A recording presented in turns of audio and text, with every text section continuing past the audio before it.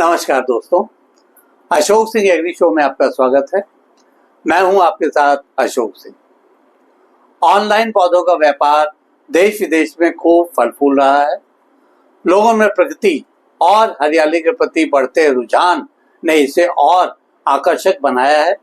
यह स्वराज यह self employment के लिए भी तमाम तरह के अवसर सृजित कर रहा है। आज के इस कार्यक्रम में हम ऑनलाइन पौधों के व्यापार यानी ऑनलाइन प्लांट बिजनेस के प्रति बढ़ते रुझान, ग्लोबल और भारतीय बाजार, शुरुआत करने के तरीके, सावधानियां, उपयुक्त पौधे, बाहर से सप्लाई या खेती, पैकेजिंग तथा डिलीवरी, नुकसान घटाने के उपाय तथा इससे जुड़े आर्थिक पहलुओं पर विचार करेंगे। इसके साथ ही नए उद्यमों को प्रोत्साहित करने का प्रयास भी करेंगे। एपिसोड शुरू करने से पहले एक बार फिर से आपसे आग्रह करना चाहेंगे कि इस वीडियो को अंत तक अवश्य देखें ताकि आप भी इसमें दी जाने वाली जानकारियों से लाभ उठा सकें। तो दोस्तों, कार्यक्रम की शुरुआत करते हैं। सबसे पहले नजर डालते हैं ऑनलाइन पौधों के बढ़ते बाजार और ग्लोबल मांग की वर्तमान स्थितियों पर। विश्व स्तर पर देखें तो ग्लोबल फ्लोरिकल्चर यानी फूल पौधे बाजार का अनुमानित मूल्य 2025 में 63 अरब यूएस डॉलर है, जो 2033 तक बढ़कर 115.86 अरब यूएस डॉलर हो जाएगा। लगभग 6.2% की दर से यह वृद्धि कर रहा है। इसी तरह से विश्व में ऑर्नामेंटल पौधों की मार्केट 2022 में लगभग 13 अरब अमेरिकन डॉलर थी, जिसे बढ़ावा देने के लिए पत्तेदार पौधे, वर्टिकल फार्मिंग, हाइड्रोपोनिक्स आदि तकनीकों में भी तेजी से निवेश हो रहा है। जहां तक भारतीय परिदृश्य की बात है तो इंडोर पौधों का बाजार 2024 में 612.5 मिलियन अमेरिकी डॉलर था और 2033 तक यह 1226 मिलियन अमेरिकी डॉलर हो सकता है। यह लगभग 7.4% की वार्षिक दर से बढ़ रहा है। ऑनलाइन नर्सरी मार्केट यानी इंडोर एयर प्यूरिफाइंग समेत भारत में 2024 में 386.54 मिलियन अमेरिकी डॉलर और 2030 तक 497 मिलियन अमेरिकी डॉलर तक बढ़ने की संभावना है। आगे बढ़ने से पहले चर्चा कर लेते हैं कि ऑनलाइन पौधों का व्यापार कैसे आरंभ किया जाए। सबसे पहले तो इसके बाजार के बारे में रिसर्च कर लेनी चाहिए। इसका में जानना जरूरी है कि किस क्षेत्र में ज्यादा डिमांड है। उदाहरण के लिए इंडोर पौधे या एयर प्यूरिफाइंग या सकुलेंट पौधे। अब दूसरा महत्वपूर्ण सवाल यह आता है कि पौधों की सोर्सिंग कैसे की जानी चाहिए। इसके दो ही तरीके हैं। पहला तो है नर्सरी और किसानों से सीधे खरीदना। दूसरा तरीका है पौधों की नर्सरी खुद तैयार करना। ऑनलाइन मार्केटिंग या बिक्री के लिए डिजिटल प्लेटफॉर्म चुन लेना चाहिए। अपनी website, Instagram, Facebook, shop, Amazon, Flipkart से यह काम किया जा सकता है। Social media, gardening tips, video content, DIY gardening जैसे कंटेंट बनाकर ग्राहक जुड़ाव बढ़ा सकते हैं। यह काम शुरू करने से पहले कुछ सावधानियों पर भी गौर करें। इससे संबंधित कानूनी पहलुओं के प्रति जागरूक बने।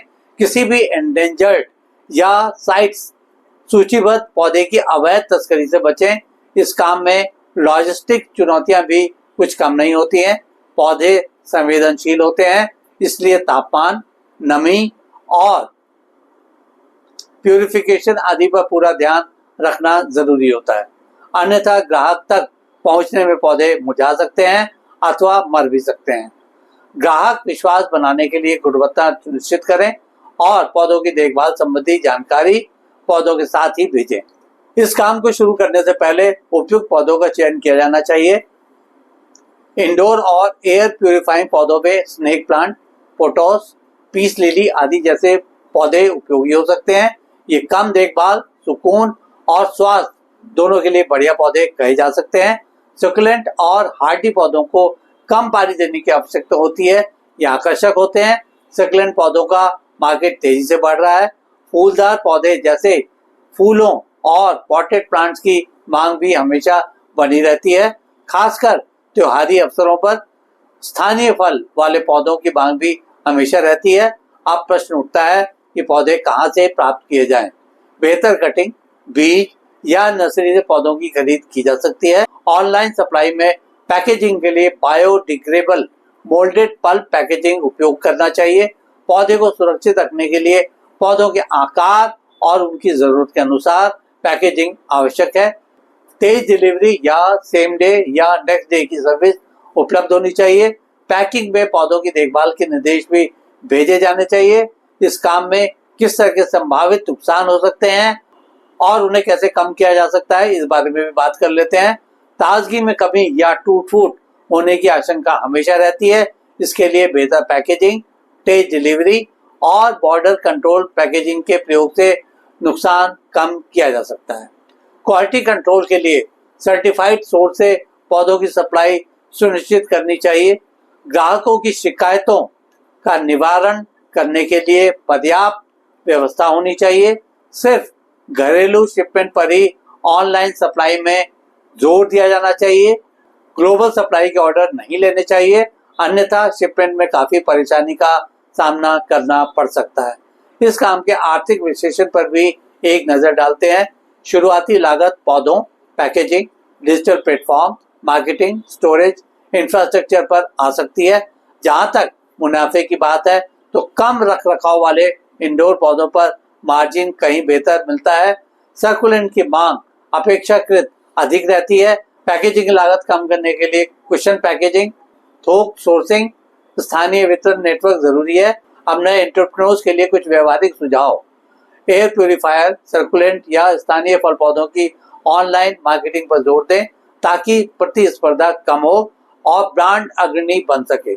एक्सपर्ट कंटेंट के तौर पर पौधों की देखभाल, video tutorial, social media, gardening tips से ग्राहक जुड़ाव बनाएं। कस्टमर केयर के जरिए पौधों की देखभाल निर्देश, चैट या फोन सपोर्ट उपलब्ध करवाएं। इतना ही नहीं, आसान रिटर्न पॉलिसी अपनाएं। पर्यावरण अनुकूल पैकेजिंग, स्थानीय सोर्सिंग और जागरूकता से ब्रांड की विश्वसनीयता बढ़ाने पर ध्यान दें। इस बारे में किसी तरह के कानूनी झमेले में पड़ने से बचने के लिए एंडेंजर्ड पौधों की ट्रेडिंग से बचें। केवल आधिकारिक और प्रमाणीकृत नर्सरी या स्टोर से पौधे लें। Gardening, Instagram, home influencers, core bloggers और ई कॉमर्स प्लेटफॉर्म से साझेदारी कर अपने ब्रांड की प्रमोशन करें। इस काम की छोटे स्तर से शुरुआत करें। पहले अपने क्षेत्र में छोटे और टेस्ट मार्केट में ट्राई करें, फिर धीरे धीरे विस्तार करें। आज के एपिसोड में बस इतना ही दोस्तों। कल एक नए विषय पर चर्चा करने के लिए दोबारा इसी समय पर हाजिर होंगे। दोस्तों, अगर आपको वीडियो पसंद आया हो तो इसे लाइक करें, शेयर करें और हमारे चैनल को सब्सक्राइब करना ना भूलें। अगर आपके पास कोई सवाल या सुझाव हो तो कृपया कमेंट बॉक्स में लिखें। हम आपके सवालों का जवाब देने के लिए हमेशा तैयार हैं।